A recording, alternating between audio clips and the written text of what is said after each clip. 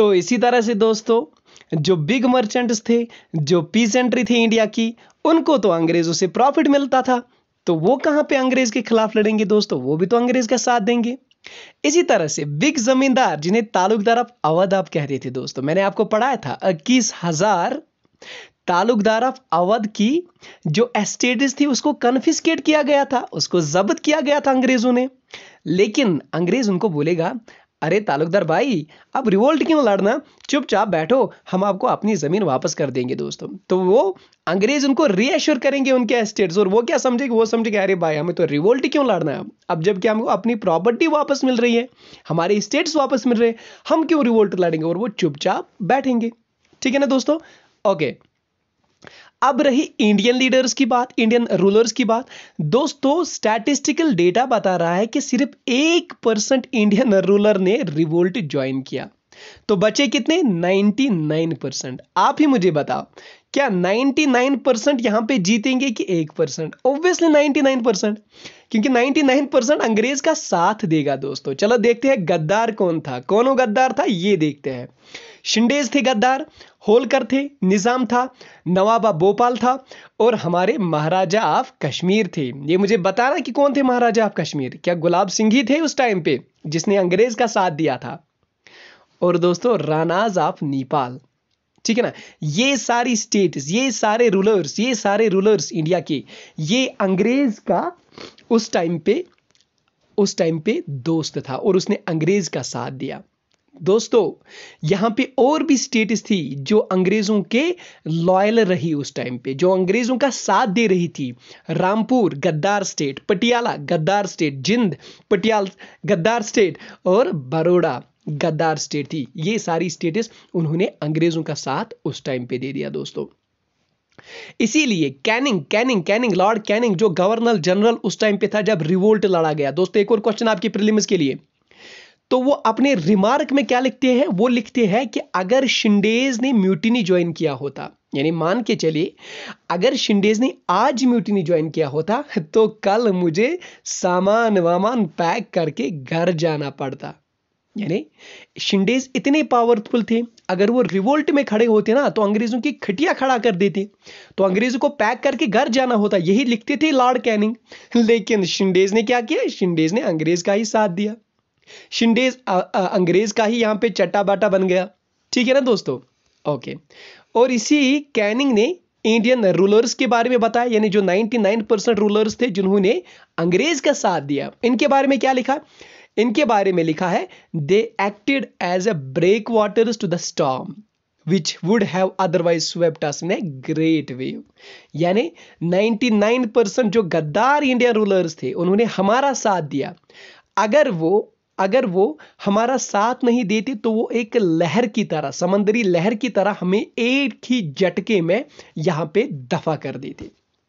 सो यहां पे Lord Canning thank you बोलते हैं इंडियन रूलर्स को कि आपने हमारा साथ दिया रिवोल्ट में, अदरवाइज अगर आपका साथ नहीं होता हमें तो हम यहां से उसी टाइम दफा हो गए होते। ठीक है ना दोस्तों। ओके, तो ये था एक और रीजन, और एक और रीजन था lack of unified programme and ideology.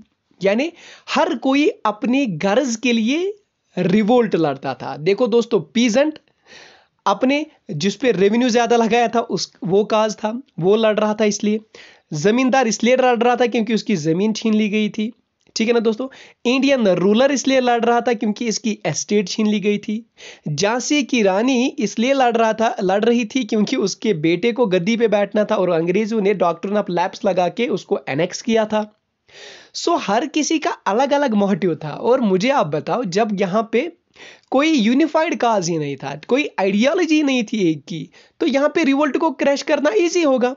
जैसे कि इन तालुकदारों को, जो अवध के 21,000 तालुकदार थे, उनको यहां पे बोला गया कि भाई साहब हम आपकी जमीन आपको वापस कर देंगे, आप चुपचाप करके बैठो, यहां पे मसला खड़ा मत करो। तो वो लोग चुप बैठे।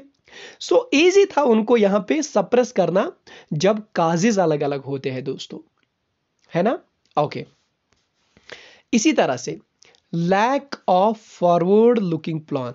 देखो दोस्तों, लोगों ने किनको लीडर बनाया था, बहादुर शाह को, नाना साहिब को। बहादुर शाह एक बूढ़ा आदमी, बहादुर शाह को ऑलरेडी अंग्रेजों ने, यानी मुगल का था, ऑलरेडी अंग्रेजों ने इसको हराया था। ऑलरेडी अंग्रेजों ने इसको बोला था, अरे भाई पेंशन वेंशन बैठो और लाल किले में जाके आराम करो। और नाना साहब को पेंशन भी नहीं मिलती थी। नाना साहब को भी अंग्रेजों ने यहाँ पे बिल्कुल पेंशन देना बंद किया था और कानपुर भेजा था। यानी लोग कितने वहां पे बेवकूफ थे कि उन्होंने इनको लीडर चुना, जबकि वो ऑलरेडी अंग्रेजों से डिफीट खा चुके थे। ठीक है ना दोस्तों। और ये लीडर जो अब खड़े हो गए थे, ये अपने काज के लिए लड़ रहे थे। नाना साहब ने खुद को पेशवा डिक्लेयर किया। क्यों? क्योंकि उसको पेशवा बनना था, क्योंकि उसको ओल्ड फ्यूडल सिस्टम फिर से लाना था, पेशवाशिप फिर से बनाना था, कॉन्फेडरेसी फिर से बनानी थी, मराठास का लीडर फिर से बनना था। तो लोगों ने उन्हीं का साथ दिया। ऑब्वियसली इस रिवोल्ट को खत्म होना ही था, क्योंकि इसकी शॉर्ट साइटेडनेस थी।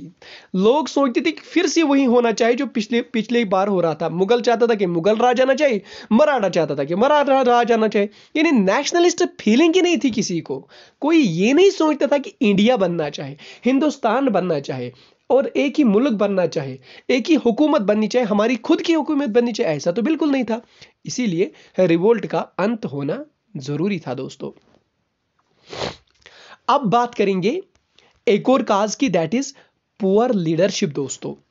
यानी पुअर लीडरशिप, अगर अंग्रेजों की बात करें और इंडिया की बात करें, इंडिया के रूलर्स की, आप मुझे बता, यहां से बहादुर शाह और यहां से ऑटराम, यहां से नाना साहेब और यहां से कैंपबेल, ठीक है ना, यहां से झांसी और यहां से ह्यू ग्रोव्स। तो देखो भाइयों, अंग्रेजों के आदमी, अंग्रेजों के आर्मी मैन, अंग्रेजों के जनरल कितने ताकतवर थे, कितने पावरफुल थे, कितने यहां पे उनका दिमाग कितना तेज चलता था। और यहां पे हमारे इंडियन रूलर्स का, वो डर के मारे जंगलों में छुप जाते थे, वो यहां से जंग के मैदान से ही भागते थे। ठीक है ना दोस्तों। सो इन शॉर्ट, कहां राजा भोज और कहां गंगू तेली। ठीक है ना दोस्तों। और एक और खास, that is the superiority of British resources. यानी हिस्ट्री ने लिखा है कि जब तक इंडिया का आदमी यहां पे सोचता था, कोई रूलर सोचता था कि मैं यहां पे तलवार निकालूं और अंग्रेजों का सर कलम करूं, तब तक अंग्रेज ने 4 गोलियां चलाई होती थी। ठीक है ना दोस्तों। सो अंग्रेज, इंडियंस के पास तलवारें और अंग्रेजों के पास बड़े बड़े तोप। तो अब खुद डिसाइड करो कौन जीतता कौन हारता। दूसरी बात, अंग्रेजों ने ऑलरेडी यहां पे टेलीग्राफ इंस्टॉल किया था दोस्तों। और अगर इनको कोई टुकड़ी जरूरत होती थी, फौज की टुकड़ी, तो ये बिल्कुल यहाँ पे टेलीग्राफ भेजते और वो जल्दी से जल्दी आते। रोड्स बनाए थे, यानी कम्युनिकेशन चलता है दोस्तों। किसी भी जंग को जीतने के लिए कम्युनिकेशन का होना बहुत जरूरी है। अभी हम देख रहे हैं इंडो चाइना वार होने के कगार पे है, यानी कंडीशन इसी कुछ ऐसे है। तो आपने देखा होगा कि चाइना ने लद्दाख के रीजन्स में वहां पे टावर्स खड़ा किए हैं, वहां पे सड़कें बनाई है, वहां पे कम्युनिकेशन बिल्कुल वहां पे बनाया है। क्यों? क्योंकि कल को जंग हो जाएगा तो उनके लिए इजी होगा कम्युनिकेट करना, अपनी आर्मी को आर्मी में मंगाना। इसीलिए अंग्रेजों के जो रिसोर्सेज थे, कम्युनिकेशन थी, वो ऑलरेडी बहुत बड़ी थी, वो ऑलरेडी उन्होंने इंस्टॉल करके रखी थी। तो इन शॉर्ट उनको ईजी हो गया रिवोल्ट को सप्रेस करना। सो माय डियर फ्रेंड्स, इस लेक्चर को मैं यहीं पे समाप्त करता हूं। अगला लेक्चर इसका होगा और इसमें हम एनसीईआरटी कवर करने की कोशिश करेंगे। क्रैक्स अब बोलेंगे आपको, और भी एक दो पॉइंट्स पढ़ाएंगे, जैसे कि नेचर ऑफ द रिवोल्ट और बहुत सारी चीजें। एक लेक्चर में हम इसको कंप्लीट करेंगे। इसके बाद जो आने वाला लेक्चर है, दैट इज रिफॉर्म मूवमेंट्स, उसको मैं आपको बिल्कुल नोट्स नहीं बनाऊंगा दोस्तों। मैं आपको यहाँ पे नोट्स पढ़ाता हूँ, नोट्स बनाता हूँ, एक एक पॉइंट मेंस के लिए आपको पढ़ाता हूँ दोस्तों। मेंस लेवल पढ़ाता हूँ, सिर्फ प्रीलिम्स लेवल ही नहीं पढ़ाता हूँ। तो इन शॉर्ट कहने का मीन्स ये है कि मैं आपको बुक से ही पढ़ाऊंगा वो reform movement, social reform movement, ताकि वो फैक्चुअल पॉइंट्स है वो आपको याद करने हैं। उसमें कोई हार्ड एंड फास्ट रूल नहीं।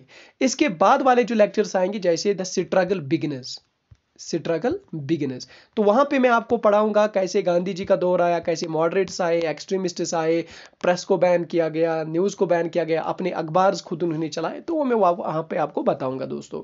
उसमें मजा भी आएगा फिर पढ़ने में, उसमें नोट्स भी अच्छे से मैं बनाऊंगा।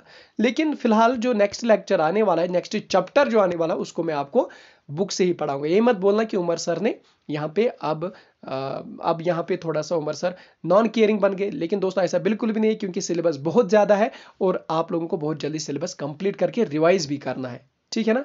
ओके माय डियर फ्रेंड्स, पढ़ते रहो, सीखते रहो, नोट्स बनाते रहो। All the best, bye.